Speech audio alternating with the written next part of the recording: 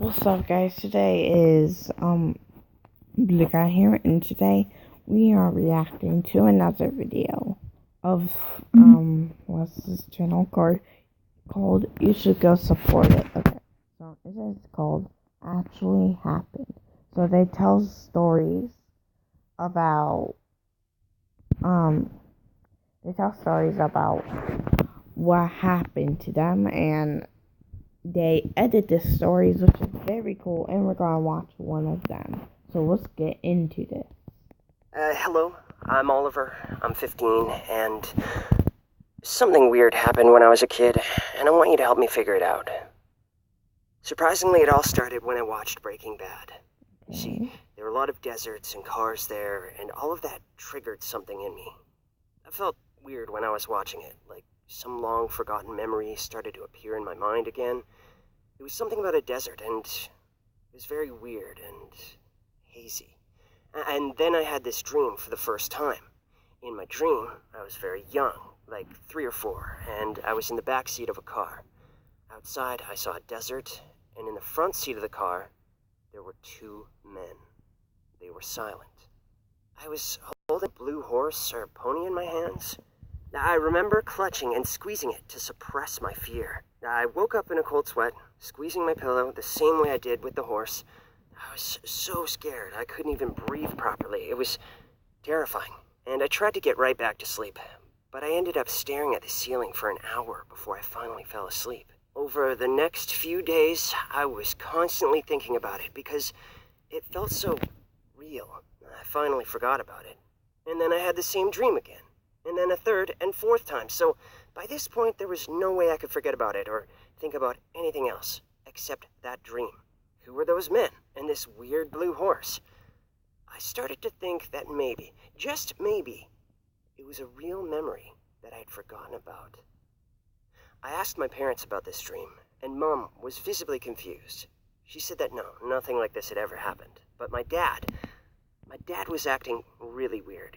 He said that nothing like this happened, but he was doodling something on a piece of paper like he always did when he was nervous. He then threw this piece of paper into the trash.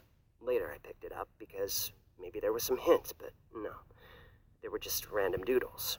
I got extremely suspicious of my dad's reaction because he definitely knew something. In my mind, I already had some horrible theories about what had happened and if my dad was a part of it.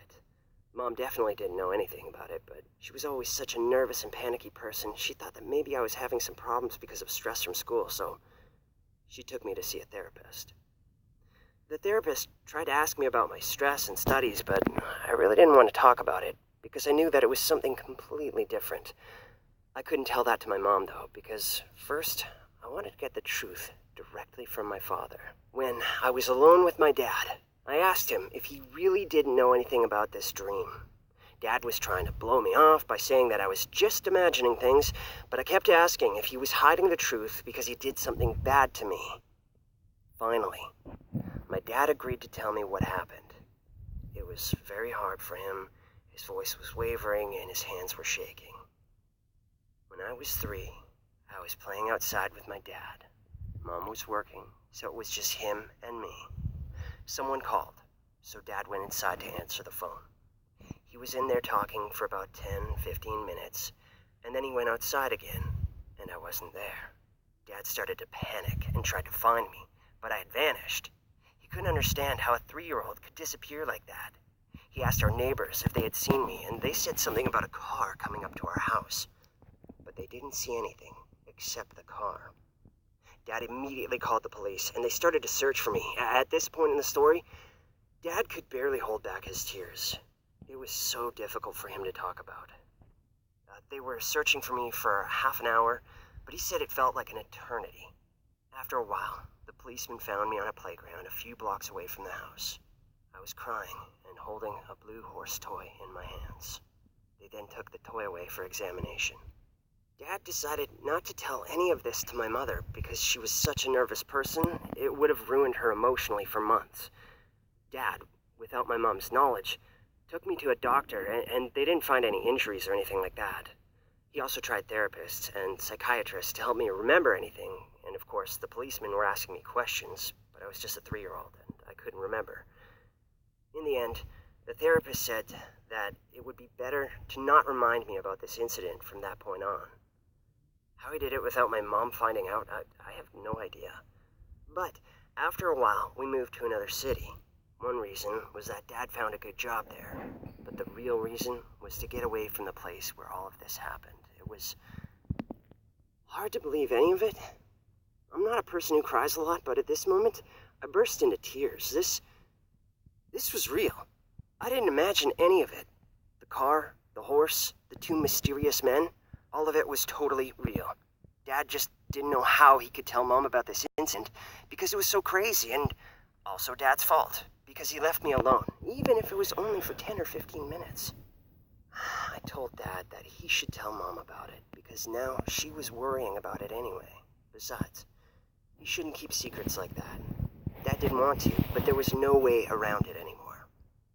When Mom came home and he told her the whole story, she was shaking and her reaction was even stronger than mine.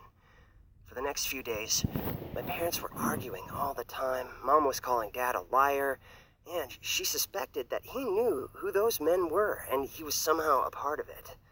Dad couldn't take it because he already felt guilty, and all he could do was shout, "No, no, no, I wasn't." I was so tired of this because it was me who had to deal with the memory and with the dream. I was still having it almost every night. I'd go outside to get a breath of fresh air. I couldn't even remember our old house or this playground, and I was scared, and all my parents did was argue with each other. I went inside and told all of this to my parents. They stopped fighting and decided that we needed to go through it as a family. Dad promised that he would never keep secrets from Mom, and Mom promised she would work on her nervousness. After a month, we decided to go to my hometown for a weekend. We got there, and my dad showed me our old house. And in the end, we went to the playground.